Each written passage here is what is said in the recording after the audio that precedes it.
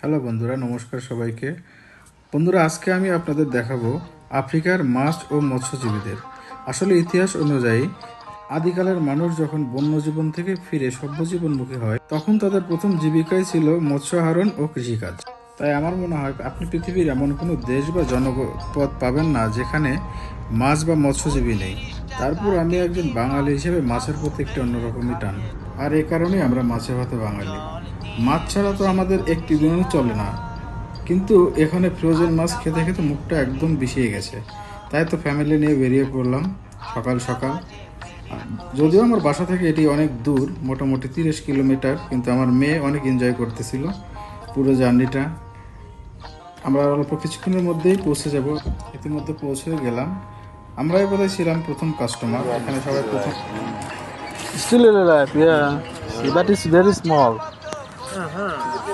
You choose for 5 Ah, not come down. For 5 Not come down. No, not come down. You call this one is Pabda? Ja, 100 to. 100 to, this one passe. 100 to. How many pieces here? Sure. Good.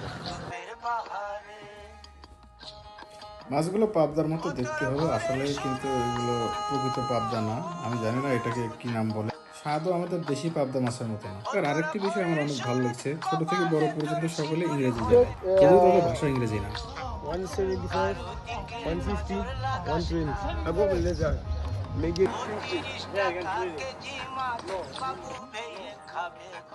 আমি already এর মধ্যে মাছ কিনে ফেললাম। Already মাছ কাটার জন্য চলে গেছে। চলুন দেখে আসি ওরা কিভাবে কাটছে। Hey, Mogolo. Did you take out the intestine? Okay, no problem. But did you take out the intestine? All 3,000. Okay, no problem. Sharp. Where's the another one?